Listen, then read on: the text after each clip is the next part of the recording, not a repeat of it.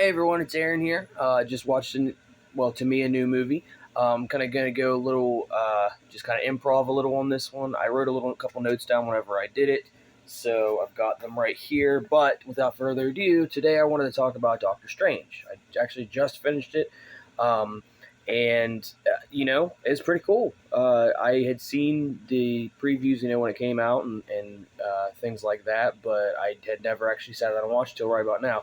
I think when it came out, I kind of was a little over the Marvel craze, sorry, at the time.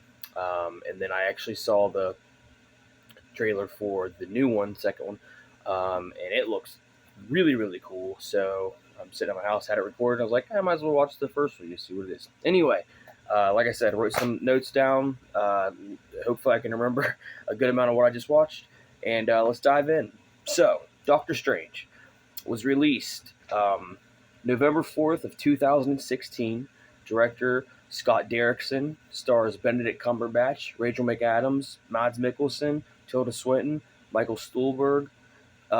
Is based on the comic book from the Marvel Comics by Steve Ditko. So I honestly, I thought it was Stan Lee, and then I saw, when I did a little more research, it was Steve Ditko is who it is. So for those of you that were curious, anyway, so real quick, gonna run over the plot real quick. Basically, from what I gathered from it, Doctor Strange is a neurosurgeon. I mean, it's actually Stephen Strange was his real name, so it wasn't just his comic book name, superhero name. You know what I mean? Stephen Strange.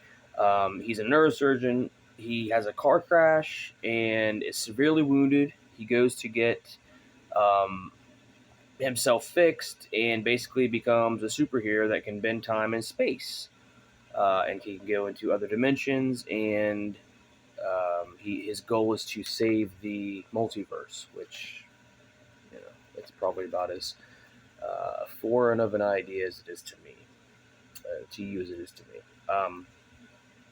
Yeah. So yeah, let's just dive right into it. So that, like I said, that's basically the plot, as best that I can figure it out. Like I said, I just finished it, but correct me if I'm wrong. Anyway, so but yeah, there's Benedict Cumberbatch is this guy, Doctor Stephen Strange. That's his name from the beginning, like I said, and then he just becomes a superhero basically, and he goes in. He's a surgeon originally, in the human world, New York City, and then he gets sucked into this multiverse and just disappears for a little bit. But he has a life outside of the multiverse, of course, because he's just a human doing. He's a doctor, and his assistant Rachel McAdams is, they're kind of a thing ish, I think, but they had some pretty typical, you know, will they won't they banter, but I think that they're kind of a couple anyway. Um, so like I said, he's a surgeon, she's the assistant surgeon or nurse or something like that, but they're having a thing, and so, like I said, he gets sucked away into this multiverse, and he is just like he's a superhero. Like I said, he finds out that he is in this line of other not doctors, but like guardians, not of the galaxy, but like, I mean, really like guardians of the universe. Like Tilda Swinton is this. She looks like kind of like a Tibetan monk style. Um, she's got the shaved head. They all do, but she's got the shaved head. She's got the kimono thing going on. Very Japanese vibes from what I think. Uh, but yeah, so she's like leads this training session to where he basically learns how to train his mind to be able to bend things and do things at his whim and all that kind of stuff. But he is just a typical beginning superhero, and I think most of us would be like that. I know I would be. He's like, all right, let's just go with it already. I'm really smart and do this, and she's like, well, no, you gotta, you really gotta train and all that. And he's like, whatever, I'm just gonna go do my thing with my powers. Which of course, you come to find out that that's a no kind of, especially if you're looking to be the superhero of the story. Anyway, so that's what happens. He goes off to like pretty much find his own thing, and He runs into like kind of a friend foe sort of thing. Uh, I don't actually think I mentioned him at first. Chiwetel Ejiofor. I'm sorry if I got that name wrong because it is a little hard. Chiwetel Ejiofor, I believe. Sorry if I got it wrong. Like I said, he is this friend of his um, that helps train him in the multiverse or whatever. And then Doctor Strange brings him to New York to help save the day. And it's just this, it's kind of a new thing for him. It's just, I don't know, kind of funny to see the juxtaposition, how that happens. Anyway, so I'm not really going to give much more away. I think I summed it up pretty well, I hope. I'm sorry if I didn't. Like I said, I just finished this, so I'm just kind of trying to wrap up what, is still in my head. But no, like I said, it's a pretty simple standard movie in the sense of what the goal is. They're just going to go save save the world from the bad guy. Okay, then it starts to get a little more convoluted when it comes to the actual multiverse and different things like that. At least it did for me. I had no prior knowledge of really any of this stuff.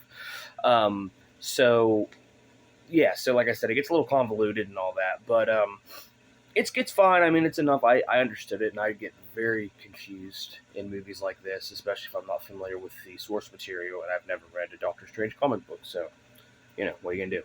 And actually, I had never seen Doctor Strange. I'd seen like all the Avengers movies first, so it's a little, I'm way off timeline. But anyway, like I said, that's a pretty good, I think, hope, plot story of what's going on without giving too much away here. But the acting, from what I remember from everybody, is really good. It's one thing that I did like about it, and it brings me up. The acting is one thing that reminds me of this. I know, like in Iron Man, those movies, it's very like Tony Stark is, he's just kind of this, wisecracking smartass, but you kind of like him because he saves the day. I don't know, but Stephen Strange is also like this, but the way that it was written in this, I liked it more because it wasn't just going for comedy. It was actually giving us, kind of a character development. Maybe not development, at least like a more just of like a who Stephen Strange is, and I liked that a lot. He was sarcastic and he was kind of a prick sometimes, but that wasn't his only character. I mean, you could tell he cared about things. He was, in love with a woman back on Earth. So I mean, it was, he's Doctor Strange, but that's the cool thing is that wasn't his only character thing, and I think that's what the Iron Man films got wrong. But that's that could be an argument for another day. But yeah. I just said that was good. Rachel McAdams, I'm sorry, she was good as well. Like I said, she was the girlfriend on Earth, but still was able to kind of see a little bit into what the multiverse was, or the universe. I'm sorry, that might just be a comic book term. Like I said, I'm kind of rough on this one, but yeah, so that's about where as far as the acting goes, Mads Mikkelsen was awesome. He's always really good. I think I said that before when I announced him. He's kind of like, from what I understood, he's a bad guy, but I mean, he's like a guardian of something, maybe. Like Tilda Swinton to an extent, but I was a little confused on that one, as it made a little sense as it went along, but I'm still a little. But like I said, this is just I didn't really know any backstory on this, so forgive me on that. I'm sorry if any comic book fans are going to jump me over it. It's not my intention to offend. But yeah, it was really good acting overall. Like I said, even Michael Stolberg had like a little part, and I like him as well, but he was. He had a little part. And it was just like, oh, hey, cool, Michael. And I like it when movies do that when they'll get good actors or actresses and bring them in and have nice cameos. But it's just enough to where you remember them. Speaking of cameos, yes, Stan Lee in one of his infamous cameos. I don't know how close that was to his passing. I don't remember when he died, but it was funny, like most of them are. And I always wonder about that, like because Benedict Cumberbatch and he talk in the film briefly at that cameo. And I wonder, what that's like for people like Benedict Cumberbatch and just I think anybody that's had like the cameos with Stephen, uh, um, you know Stephen, sorry, Stan Lee. My gosh, I'm sorry, I said Stephen King, but it's a really cool thing. You just wonder kind of what that's like, you know. But I think that was. I feel like it was kind of before Stan Lee did like every cameo all the time. I don't know. Like I said, I've always found him funny, so it was nice to see that as well. But yeah, this I'm happy that I saw this one first because, like I said, I had plans to see the second one in theaters, and I don't know if I would have understood it. It just looked cool to me. But this one, this I held up. I watched it on my TV, like I said, and it held up pretty well. I mean, it's probably a lot cooler in theaters. I'm sure it was, but it held up still pretty well. The special effects were really good. Um, the action seemed really paced well. Um, it was just it wasn't overly. I think I said this before. It wasn't overly convoluted. I still was able to understand to an extent, at least from beginning to end. There might be some intricate details I might have to go back and maybe uh, well verse myself on. But for the most part, yeah, I was pretty easy to understand as far as like just beginning to end narrative. But and actually, it just makes me want to see the other one even more now because, like I said, I got a uh, pretty cool rush from watching that one on the small screen. So I mean, I'd say the second one probably hold up pretty well on the small screen as well because his visual effects were great. I should probably start uh, giving credit to the visual effects people, that kind of stuff, when I do these reviews more. I'm sorry if I don't, because I'm going to say that, and I don't know if I actually will, and I'm sorry, but yeah, the visual effects were really good in this. Um, but yeah, overall, I really think it was just a good film. It was well paced. It didn't feel. It just felt like you're just watching a movie, not necessarily a comic book movie. It just felt like you're watching a movie, which I always like. I think um, and Marvel especially has gotten a little, you know, over the top with a lot of their films. They just kind of seem to pedal them out and not really care as much about substance. They just like get them out now, And I get it. They got to be billionaires and whatever. But anyway, like I said, I felt this one was really, really did a good job with that overall.